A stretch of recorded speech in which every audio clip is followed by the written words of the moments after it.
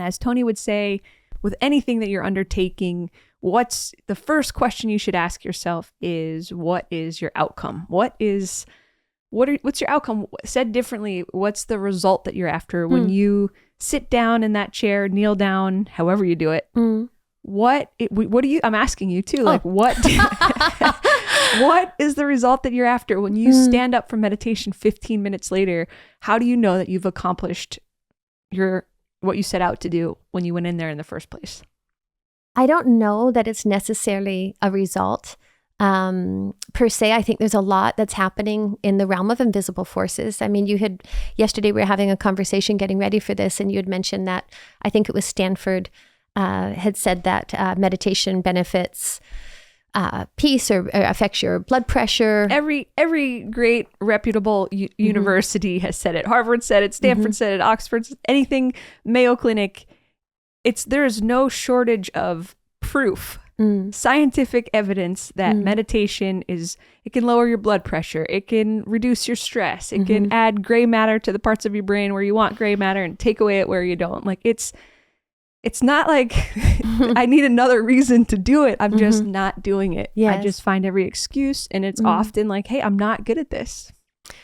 Well, a couple things. I want to, I'd mentioned earlier about not necessarily having a result, even though I think there are many gifts of it.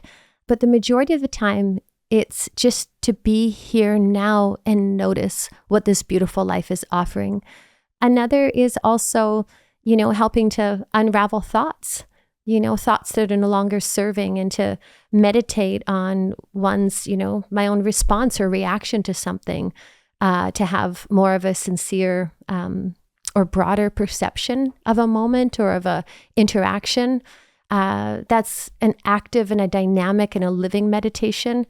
And I think that, from that perspective, that helps to create space. So, rather than result, maybe it's just the benefits and the gifts. There's tangible and intangible, and you can speak about the science, or I can speak about my experience. But I think that when there's so much demanding our attention externally, I think it's a beautiful gift to give to oneself, to come back to this moment and to notice, even close your eyes and to hear your own breath, to connect to, I'm alive.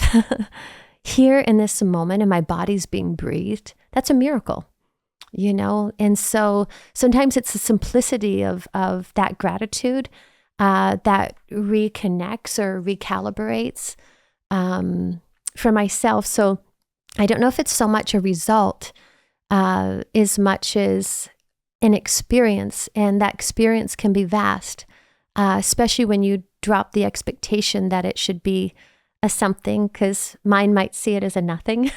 Yes. I don't know if that translates. You're making me feel better, because you know me, I think, in life to be, I'm not a skeptical, cynical person. I am, in fact, irrationally optimistic in most all other areas, except perhaps meditation, because I sit down, and when you talk about invisible forces, it's like thoughts of certainly invisible forces. So the thought parade starts cruising by. Then it's like, oh, I got an itch on my cheek. Oh, I can't, my back hurts.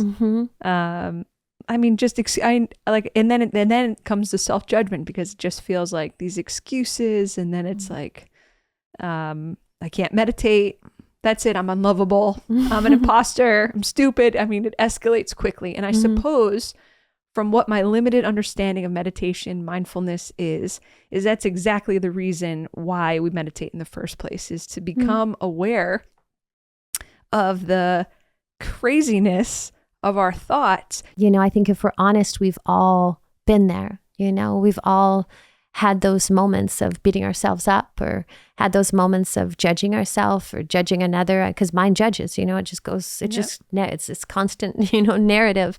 And so, I don't know, I think adding that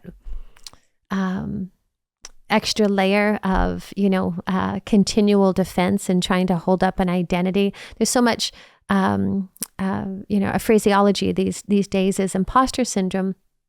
And it's so innocent, because it's like, am I an imposter? It's like, no, I'm human.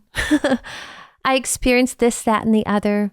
I've got a kind heart. I'm a love, and I'm grateful, and I appreciate life. And sometimes I can be frustrated or be selfish because that's part of the human experience in a moment.